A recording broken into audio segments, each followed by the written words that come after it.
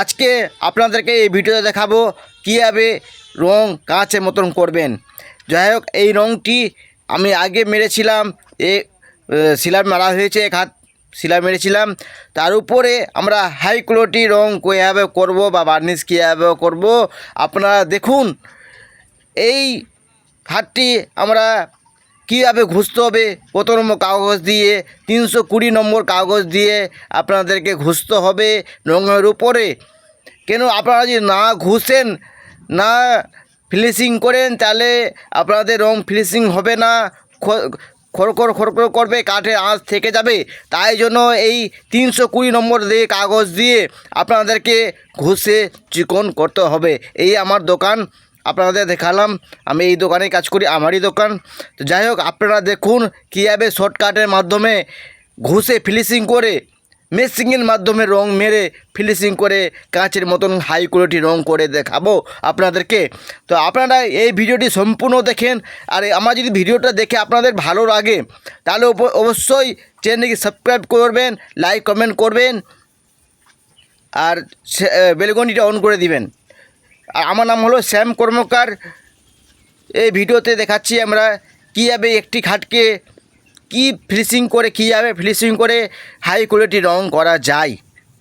তো যাই হোক, আমরা এই 320 কাগজ দিয়ে আমরা ঘষে ফিনিশিং করলাম। ভিডিওটা একটু মাঝখানে কেটে আমি সম্পূর্ণ খাটটা ঘষে দেখিয়ে দিলাম, কারণ এই খাটটা ছিল বিয়ের, অনেক সময় কম ছিল, ভিডিও করার সময় মানে একটু টাইমিংটা পাচ্ছিলাম না, তাই জন্য আমরা দুজন মিলে ঘুষে আমি তারপরে একটু আপনাদেরকে ভিডিও করে দেখিয়ে দিলাম। এই আমাদের ঘুষা কমপ্লিটের মধ্যে হয়ে গেছে। আমরা দেখতে পেলাম আগে ছিল কীরকম আর ঘুষা পরে কীরকম হলো। এটা পাউডারের মতন একটা এটা বেরোলো, মানে আমরা যেটা ঘুষলাম ওইটা কেমিক্যালটা বেরোলো। তো যাই হোক, ওটাকে আমরা এইবার ওটা হাওয়া দিয়ে আমাদেরকে করে দিতে হবে। তো এটা আমরা নিচে আগে রংটা মেরে দিয়েছিলাম। আমার কাজে বিয়ের খাট তো একটু কাজে চাপের মাধ্যমে আমরা ভুলেই গেছিলাম যে আমরা ভিডিও করছি। তো যাই হোক, আমার নিচে মারার পরে আমার মনে হলো যে ভিডিওটা করতে করতে থেকে গেছে, তাহলে আমরা এই যে উপরে রংটা দেখতে পাচ্ছেন কীরকম রং আছে, এই উপরে আমরা মেশিনের মাধ্যমে আমরা রংটা মারছি। কীভাবে মারছি দেখুন, কীভাবে সুন্দরভাবে। আপনারা যদি ভাবেন একটু ডার্ক করব, লাল করব, বা কালচে একটু কালো টাইপের করব, আপনারা যেভাবে করবেন সেভাবেই করতে পারবেন। এইটা আপনাদের ব্যক্তিগত ব্যাপার, যেটা কাস্টমার যেরকম নেবে কালার, সেরকম কালারটা অ্যাকচুয়ালি করাটাই ভালো। কেন কাস্টমারের যদি মন জয় হয়, তাহলে আপনাদের কাজে সাকসেস হবে। কেন একটি কাস্টমার থেকে 5টা কাস্টমার আসবে, আপনার 5টা কাস্টমার থেকে 20টা কাস্টমার আপনার কাছে আসবে। কাজ ভালো করলে অবশ্যই কাস্টমার আপনার কাছে অ্যাট্রাক্ট করবে বা ভালো নাম হবে। তো যাই হোক, আপনারা দেখবেন যেভাবে আমরা মারি রংটা, দেখুন কীভাবে রং মারি, কাঁচের মতো রং টোল করে কাঁচের মতন।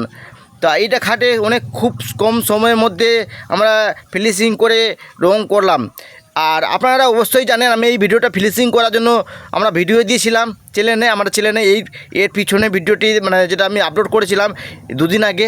তো আপনারা দেখতে পারেন কীভাবে শর্টকাটের মধ্যে 2 দিনের কাজ 10 মিনিটে, দু দিনের কাজ 2 ঘন্টাতে কাজ করে দেখেছিলাম কীভাবে হিট গান দিয়ে আর ডিলে মেশিনের মাধ্যমে ঘষে দেখেছিলাম। আমার চ্যানেলে যে ভিজিট করে দেখতে পারেন।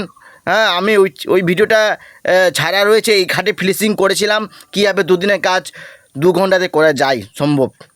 তো যাই হোক, আমরা এই রং মারা প্রায় শেষের মধ্যে চলে এসছে।